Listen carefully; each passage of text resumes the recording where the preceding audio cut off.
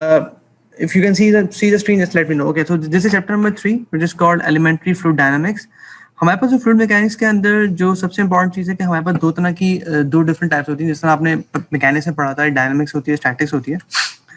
इसमें भी स्टैटिक्स का पार्ट है, मतलब उसको हम इस कोर्स के आखिर में पढ़ेंगे. तो मेजर पार्ट जो है फ्लूइड मैकेनिक्स के कोर्स में वो डायनामिक्स का पार्ट है. डायनामिक्स बेसिकली डील करता है जब बॉडी मोशन में होती है. हमें बात पता है, मतलब मोशन से मुराद ये बॉडी मूव कर रही है तो वेलोसिटी, एक्सेलरेशन, फोर्सेस वगैरह को हम स्टडी करते हैं. तो इस चैप्टर के अंदर हम जो चीज़ें स्टडी करेंगे हम उनको देख लेते हैं कि हम डिस्कस करेंगे न्यूटन सेकंड लॉ जो फ्लूइड के ऊपर अप्लाई होता है. हम डिस्कस करेंगे बर्नौली इक्वेशन, उसकी डेवलपमेंट कैसी होती है, उसकी डेरिवेशन क्या होती है, उसके यूजेस क्या क्या है आपके पास. हम बर्नौली इक्वेशन के जो डिफरेंट यूजेस हैं हम उनको डिस्कस करेंगे, कुछ न्यूमेरिकल सॉल्व करेंगे. हम स्टैटिक, स्टैग्नेशन, डायनामिक और प्रेशर, टोटल प्रेशर वगैरह को डिस्कस करेंगे. And then we will discuss about the energy and hydraulic rate lines. So this is an overview of this chapter, chapter number 3, which is fluid dynamics. Moving forward, देखिए important बात क्या है कि इसका इस्तेमाल क्या है, इसकी एप्लीकेशंस क्या है. इसकी एप्लीकेशन बहुत सारी हैं. यहाँ पे मिसाल के तौर पर एरोडायनामिक्स में इसकी एप्लीकेशंस हैं. इसकी एप्लीकेशन आपके पास फ्लो मेजरमेंट डिवाइसेस के अंदर होती हैं. आपने भी आपके पास वेंचुरी मीटर्स हैं, आपके पास डिफरेंट नोजल्स होती हैं. उन तमाम के अंदर आप फ्लूइड डायनामिक्स को अप्लाई करके डिफरेंट पैरामीटर्स निकाल सकते हैं. लेट्स से वेलोसिटी है, प्रेशर है और प्रेशर ड्रॉप्स हैं. सिमिलरली यहाँ पे एक टैंक है, हम इस टैंक का एनालिसिस कर सकते हैं फ्लूइड डायनामिक्स के जरिए. तो बहुत सारी एप्लीकेशंस हैं. कुछ अजम्पशन है इस चैप्टर के अंदर जिन अजम्पशंस को हम आगे डिस्कस करेंगे जब बर्नौली को हम ड्राइव करेंगे. बर्नौली इक्वेशन की कुछ अजम्पशंस हैं और कुछ सिंप्लीफिकेशंस हैं जो बेसिकली क्या यूजफुल है, but you can not apply Bernoulli equation in all application. मसला सिर्फ ये होता है कि आपके पास कुछ ऐसे अजम्पशंस हैं जो कि रियल अजम्पशंस नहीं है, बट बहुत सारी एप्लीकेशन में वो अजम्पशन जो है वो काफ़ी होती हैं. आप उनसे एनालिसिस या अपना प्रॉब्लम सॉल्व कर सकते हैं. तो हम देखते हैं आगे. बर्नौली थ्योरम कहता क्या है? बर्नौली थ्योरम कहता है कि which is also known as Bernoulli principle states that the velocity, the speed of a flowing fluid is accompanied by a decrease in fluid pressure. मतलब क्या कि अगर किसी फ्लो के अंदर फ्लो वेलोसिटी बढ़ रही है या वेलोसिटी बढ़ रही है तो प्रेशर कम हो रहा है, या वेलोसिटी कम हो रही है तो प्रेशर बढ़ रहा है.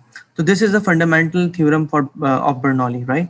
इसका जो एक और डेफिनेशन है वो ये होता है कि सम ऑफ द काइनेटिक जो कि वेलोसिटी हेड है, प्रेशर स्टैटिक हेड है आपके पास, और पोटेंशियल हेड जो कि आपके पास एलिवेशन हेड है, इनकी जो एनर्जीज है उनका सम जो है वो हर पॉइंट पे कांस्टेंट रहता है, प्रोवाइडेड दैट कि फ्लो अगर रोटेशनल है, स्टेडी है, फ्रिक्शनलेस है, इनकम्प्रेसिबल है. ये बेसिकली बहुत इंपॉर्टेंट बात है कि बर्नौली की जो अजम्पशंस में एक अजम्पशन नहीं कि वो इनकम्प्रेसिबल है, कि मतलब density is not changing. Frictionless है मतलब आपके पास कोई टॉ नहीं है, आपके पास कोई विस्कस इफेक्ट्स नहीं है, तो विस्कोसिटी का इफेक्ट आपने इग्नोर कर देते हैं. इनकम्प्रेसिबिलिटी मतलब कि डेंसिटी चेंज नहीं हो रही, और इरोटेशनल मतलब कि आपके पास again there are no shear stresses. ठीक है. स्टडी मतलब क्या है, आपके पास विद टाइम जो है वो तब्दीली नहीं आ रही. अगर ऐसा कोई फ्लो है जिसके अंदर ये तमाम चारों चीजें जो हैं फुलफिल हो रही हैं, तो उसके किसी भी पॉइंट के ऊपर वेलोसिटी हेड, या जो हम कहते हैं काइनेटिक, स्टैटिक हेड जिसको हम प्रेशर हेड कहते हैं, और पोटेंशियल हेड या पोटेंशियल एनर्जी या एलिवेशन हेड, इन सब का सम जो है हर पॉइंट पर सेम रहेगा. अलोंग दिस, ये बात क्लियर है आप लोगों को? तो यहाँ पे इक्वेशन बनी हुई है P plus rho upon 2 V square upon rho GH. We will drive this equation in the later part of the course, in later slides, right, inshallah. So आपके पास हम आगे चलते हैं. सबसे पहले हम देखते हैं कि स्ट्रीम लाइंस क्या होती हैं. स्ट्रीम लाइन बेसिकली लाइंस हैं जो कि टेंजेंट होती हैं किसी भी वेलोसिटी वेक्टर्स पे. अच्छा, वेलोसिटी वेक्टर में बात करें कि मिसाल के तौर पर आपके पास एक फ्लूइड है, एक फ्लूइड पार्टिकल है जो मूव कर रहा है with certain velocity.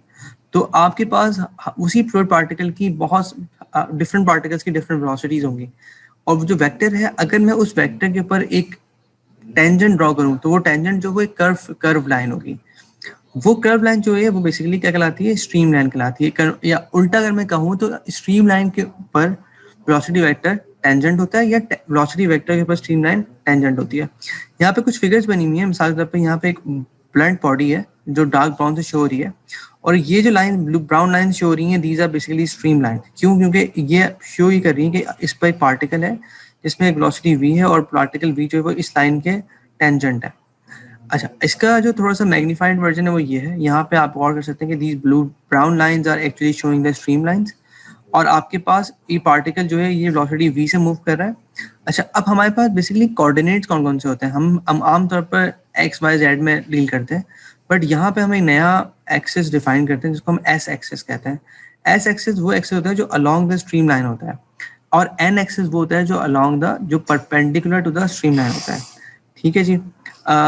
Stream line जो है वो हमने डिस्कस कर लिया कि वो लाइंस हैं जो कि वेलोसिटी वेक्टर पर टेंजेंट है, और जो आपके पास एस है वो along the stream line axis है। इसमें किसी को इशू तो यू कैन आस्क मी कि इसमें डिफरेंस कोई मगर मसला हो तो you can ask me. All good guys? Yes sir. तो हमारे पास स्ट्रीम लाइंस बेसिकली, मैं फिर रिपीट कर देता हूँ, इज आर द लाइंस जिस पर वेलोसिटी वेक्टर टेंजेंट है। ओके, अब एक और बात ये होती है कि आपके पास जो पार्टिकल का मोशन है वो किस पर डिपेंड करता है, वो स्ट्रीम लाइन के ऊपर डिपेंड कर रहा है। तो पार्टिकल मोशन एस, जो अगर आप उसको इस तरह कंपेयर कर लें कि आपके पास अगर कोई बॉडी एक्स एक्सिस या वाई एक्सिस में मूव करती है, तो पार्ट जो डिस्टेंस डिस्प्लेसमेंट है या एक्स में या वाई में या जेड में, वो टाइम का फंक्शन होता है। सिमिलरली यहाँ पे जो पार्टिकल मूव कर रहा है अलॉन्ग द स्ट्रीम लाइन, तो वो भी टाइम का फंक्शन है, but now in at this time it is S equals to S T, which is S जो है वो डिस्प्लेसमेंट है अलॉन्ग द स्ट्रीम लाइन, और एस टी मतलब वो फंक्शन है टाइम का। सिमिलरली आर जो है वो रेडियस है, जो कि अब देखिए स्ट्रीम लाइन बेसिकली जो है वो आपके पास नॉन मतलब लीनियर लाइंस बनेंगे, दे आर कर्व्स, राइट? तो हर कर्व का एक रेडियस होता है, ठीक है? तो उसको हम आर से रिप्रेजेंट करते हैं। सिमिलरली जो वेलोसिटी है अलॉन्ग द स्ट्रीम लाइन, वो हम सिंपली क्या कर सकते हैं, D S upon D T. Just like कि अगर मैं आपसे बोलूँ कि मुझे यू निकालना है, तो आप यू मतलब कि एक्स एक्सिस एक्स वेलोसिटी, तो हम कहते हैं D x upon D T. तो यहाँ पे हम वेलोसिटी निकालना है अलॉन्ग द स्ट्रीम लाइन, तो वहाँ पे जो आपके पास जो यहाँ पे आप v equals to D S upon D T हम निकाल रहे हैं, तो बेसिकली आपके पास वेलोसिटी है वो आपके पास अलॉन्ग द स्ट्रीम लाइन क्या होगी कि आप अलॉन्ग द स्ट्रीम लाइन को डिफरेंशिएट करें with respect to time, right? और रेडियस ऑफ कर्वेचर क्या बता रहा है आपको? रेडियस ऑफ कर्वेचर ये बताता है कि आपके पास जो स्ट्रीम लाइन का शेप कैसा है। ठीक है जी।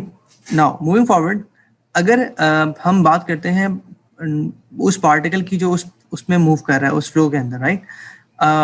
न्यूटन का सेकंड लॉ आप सबको पता है, बेसिक फंडामेंटल न्यूटन का सेकंड लॉ ये होता है कि force equals to M A, right?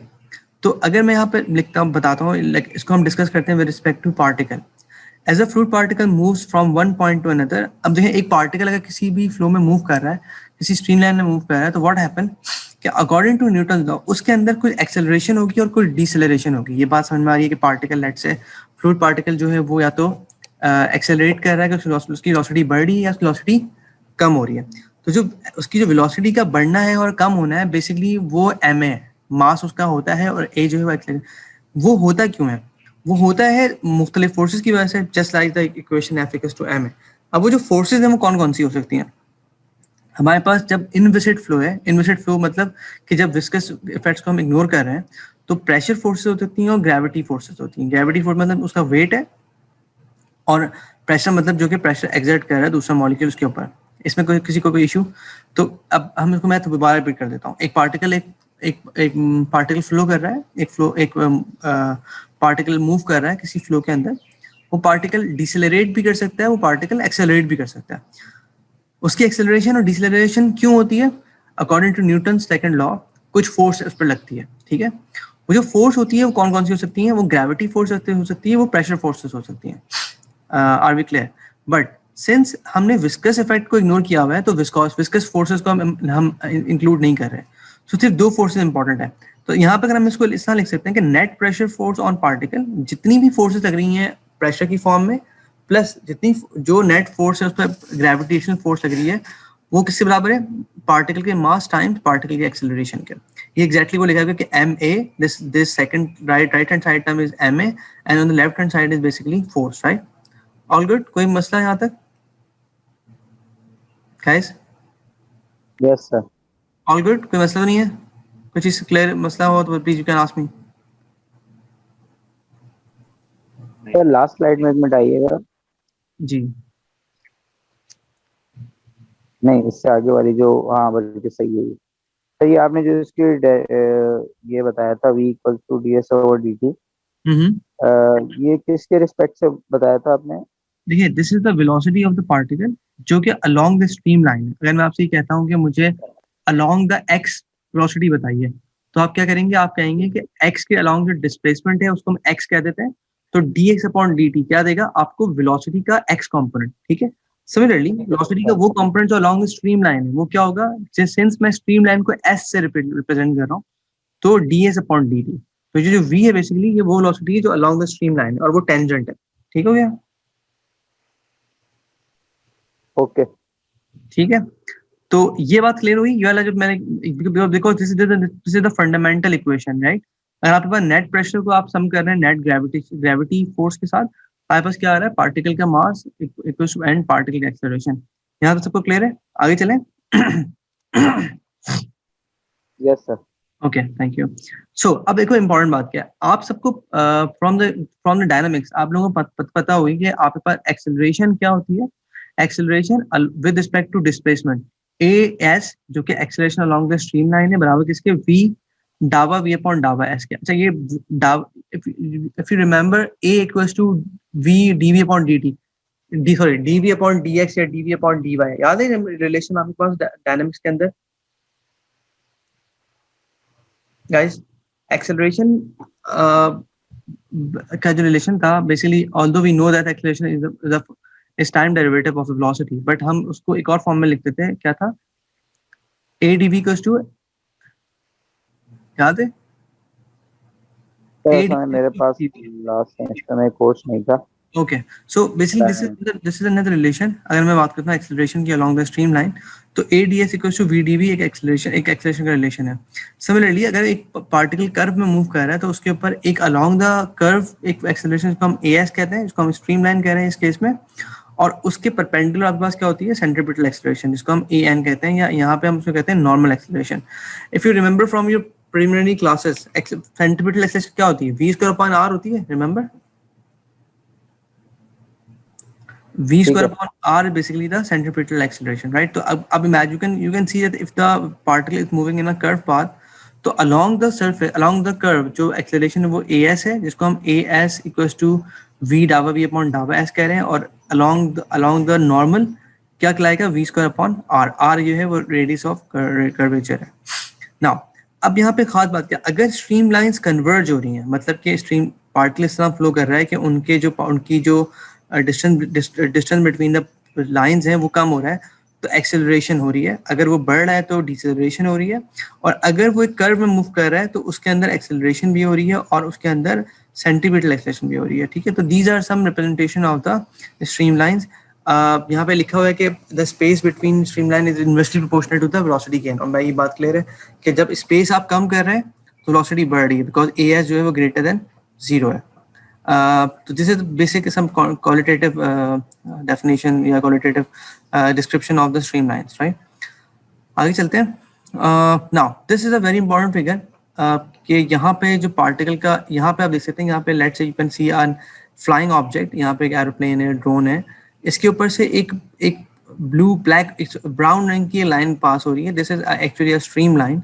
Stream line का मतलब क्या है कि नजर नहीं आएगी, ऑब्वियसली बात है, but it's basically series of particle move कर रहे हैं इस लाइन के ऊपर। अगर मैं इसको जूम करता हूँ तो मेरे पास इस तरह का एक पार्टिकल बनता है जो कि मैं ब्लू रंग से शेडेड रीजन में शो कर रहा हूँ।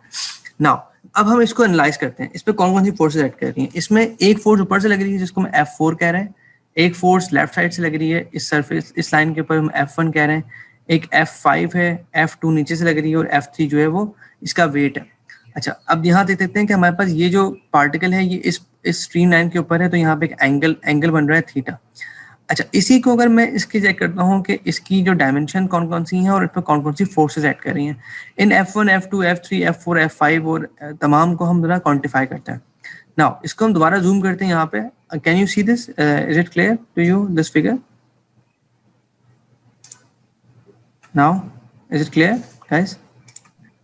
Yes sir. Okay, just a minute. Now, good, great. So आप यहाँ पे हम इसको देख लेते हैं। If you manage to understand this, then it's not a problem. देखो, पहली बात ये कि हमारे पास सरफेसेस के ऊपर फोर्सेस, प्रेशर फोर्स लगती हैं इन तमाम सरफेसेस पे। ये फेस ऊपर वाला फेस, नीचे वाला फेस और राइट फेस, राइट। ये जो force, because pressure force is always perpendicular to the surface, right. अच्छा, ये जो वेट है वो डाउनवर्ड एक्ट कर रहा है, पार्टिकल बहुत छोटा है तो उसका वेट जो है वो डेल्टा डब्ल्यू से रिप्रेजेंट कर रहे हैं। Since there is a angle theta, तो वेट के दो कंपोनेंट्स हैं, एक है डेल्टा डब्ल्यू एन, एक है delta W S. Delta W S जो है वो अलोंग द स्ट्रीम लाइन है या parallel to the stream line है, और डेल्टा डब्ल्यू एन जो है वो स्ट्रीम लाइन के परपेंडिकुलर है या normal to the stream line है। अच्छा, यहाँ पे जो लेंथ है पार्टिकल की वो डेल्टा एस है अलोंग द स्ट्रीम लाइन, और डेल्टा एन है normal to the stream line, got it. और इनटू द पेपर, मतलब जो कि डायमेंशन आपको नजर नहीं आ रही, वहां पे डायमेंशन जो है वो बेसिकली डेल्टा वाई है, गॉट इट। अब हम बात करते हैं प्रेशर्स की। प्रेशर जो है वो इसके पार्टिकल के सेंटर पर लग रहा है, जिसको हम कहते हैं डीपी, पी कह रहे हैं प्रेशर को। नाउ यहाँ पे आप देख सकते हो कि यहाँ पे tau d s d y basically क्या है, एरिया है। डी एस ये लेंथ हो गई, और डी वाई डेल्टा वाई जो है वो इनटू द पेपर, तो ये जो ऊपर वाली सरफेस है इसका एरिया क्या होगा, delta S into delta Y. ये जीरो क्यों हो रहा है, बिकॉज टॉ या शेयर स्ट्रेसेस उस वक्त होती है जब आपके पास विस्कस इफेक्ट्स होते हैं, फ्रिक्शनल फ्लो होता है। यहाँ पे फ्रिक्शनल फ्लो नहीं है, हमने एजम्पशन ये ली हुई है कि फ्लो जो है वो नॉन विस्कस है या इनविसिड फ्लो है। सिमिलरली अब हम आगे बात करते हैं, तो यहाँ वाले जो स्ट्रेस है वो भी जीरो है।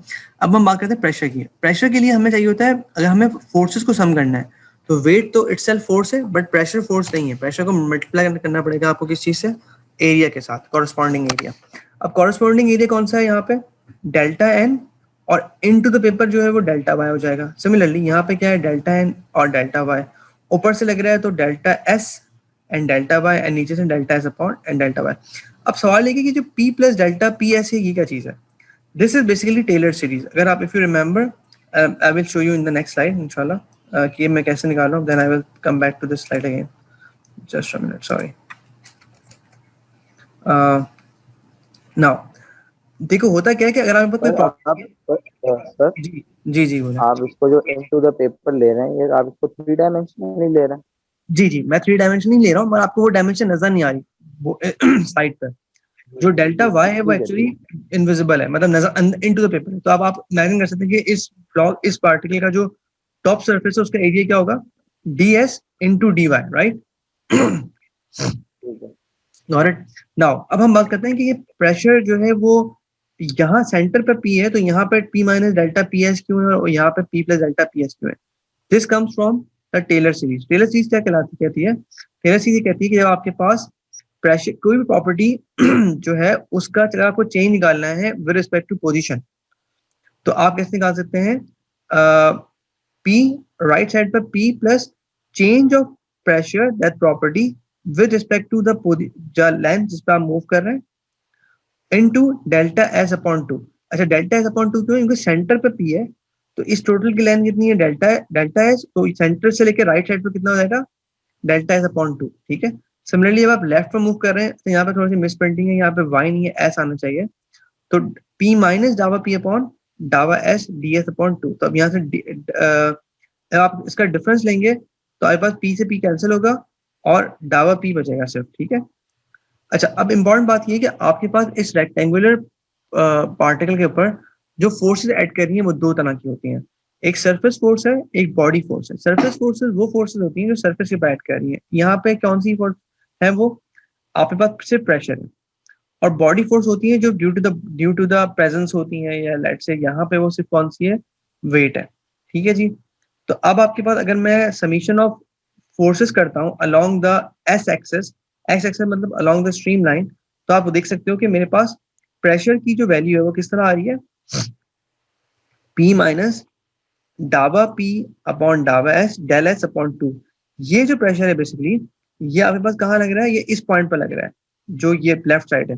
इस सेंटर से मैं लेफ्ट की तरफ मूव कर रहा हूँ, बट ये पूरी टर्म पॉजिटिव क्यों है, बिकॉज डायरेक्शन इस फोर्स की जो है वो पॉजिटिव स्ट्रीमलाइन डायरेक्शन में, माइनस ये वाली फोर्स जो है वो कैसे लग रही है, बेशक वो राइट साइड पे लग रही है, बट इसकी डायरेक्शन जो है वो लेफ्ट की तरफ है, तो ये नेगेटिव है। मगर P प्लस डावा P अपॉन डावा S, क्या P सेंटर पे था और राइट साइड पर मूव करके कितना मूव किया आपने, डावा S अपॉन 2, और जो इसका एरिया लिया वो कितना लिया आपने, डेल्टा S डेल्टा वाई। जब आपने को सॉल्व किया तो आपके पास नेट फोर्स जो आई अलोंग द S डायरेक्शन, यहाँ पे Y की गलती है, यहाँ पे Y नहीं S है, वो कितनी आई, माइनस डावा पी अपॉन डावा s del n del y, ठीक है, सॉल्व कर लिया आपने. This figure, this term which is del f s is the different is the summation of forces along the S axis. S axis मतलब streamline axis जिसमें pressure involve है. और अगर आप गौर करो कि ये डेल्टा एस, डेल्टा वाई और डेल्टा वाई एन जो है, ये क्या बन रहा है बेसिकली, इस पार्टिकल का वॉल्यूम बन रहा है. Am I clear?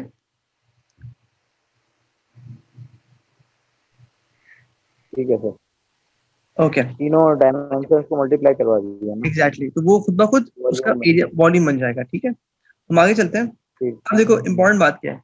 इंपॉर्टेंट बात ये कि अगर मैं आपके पास इस इक्वेशन की बात करता हूँ जो यहाँ पे मैंने फंडामेंटली लिखी थी, net pressure force on particle, net gravity on particle which is equal to mass time acceleration, इसको ध्यान में रखना. ठीक है, तो अब आप देखो कि मेरे पास जो समीशन ऑफ फोर्सेज है वो किसके बराबर होती है, अलोंग द स्ट्रीम लाइन. देखो याद रखिएगा कि फोर्स जो है वो एक वेक्टर क्वांटिटी है.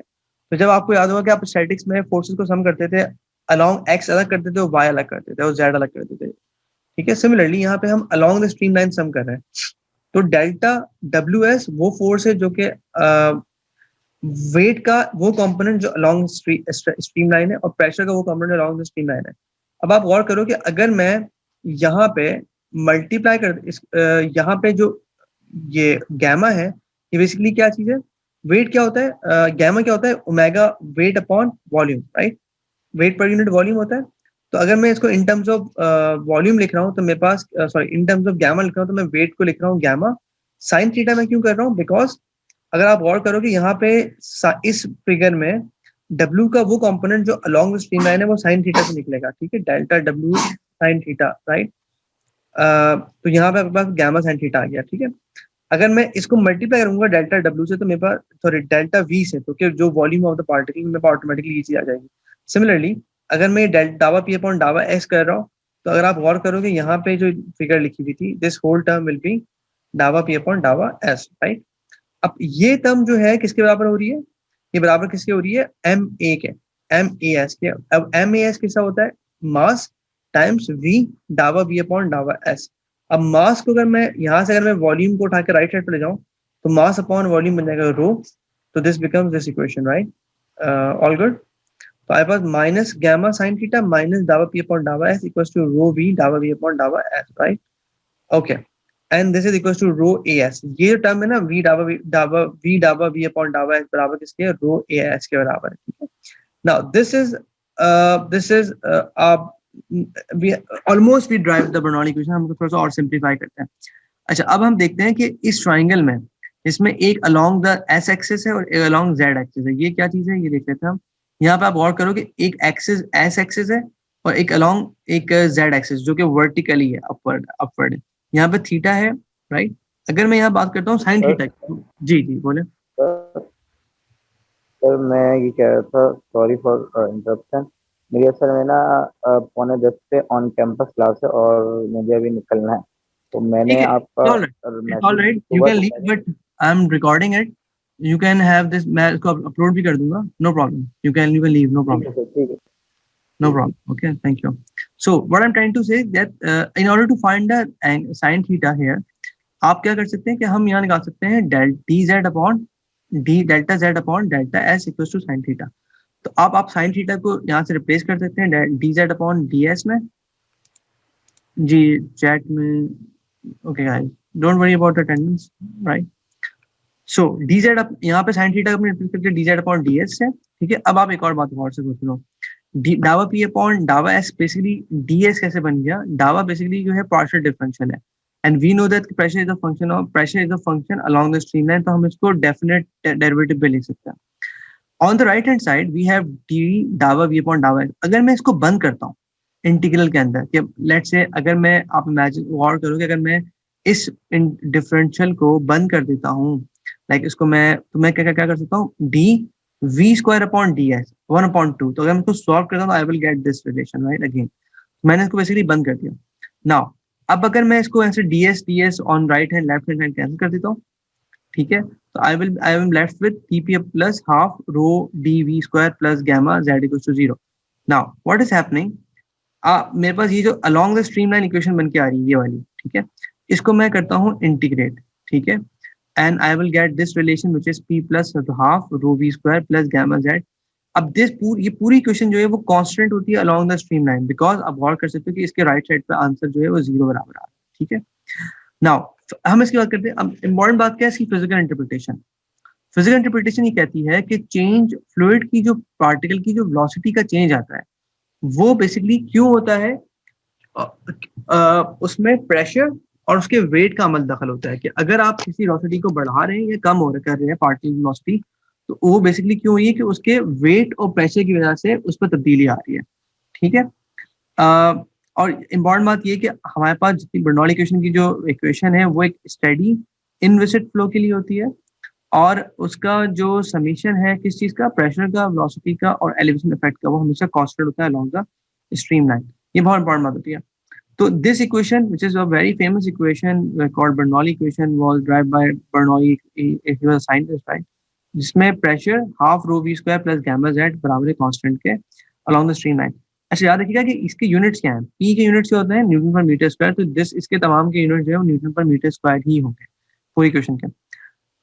नाउ मूविंग फॉरवर्ड, हम अगर बात करते हैं नॉर्मल टू स्ट्रीम लाइन, अब देखें सिमिलरली तमाम फोर्सेस को अगर हम नॉर्मल टू स्ट्रीम लाइन सम करते हैं तो हमारे पास उसकी डेरिवेशन नहीं कोर्स में, but we will get an equation which is something like that.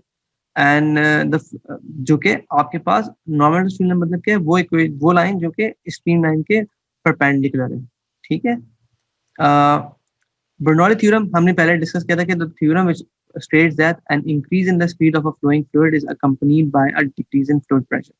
आप एक बात देखें, खुद बात समझें कि अगर आप देखें यहाँ पे अगर मैं वेलोसिटी को बढ़ा रहा हूँ और मुझे इस पूरे फैक्टर को कांस्टेंट रखना है, एक पॉइंट से दूसरे पॉइंट तक, एक हर पॉइंट पर इसका सम बराबर होना चाहिए, ठीक है, सेम होना चाहिए। तो अगर मैं वेलोसिटी बढ़ा रहा हूँ तो ऑटोमेटिकली मुझे उस सम को बराबर रखने के लिए पहली वाली टर्म ऑटोमेटिकली गिर जाएगी अगर गामा जेड जो है वो कांस्टेंट है। तो this is basically the physical interpretation.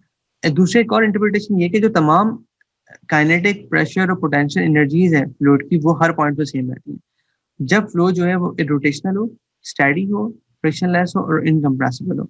these are the some main assumption of the Bernoulli equation, right?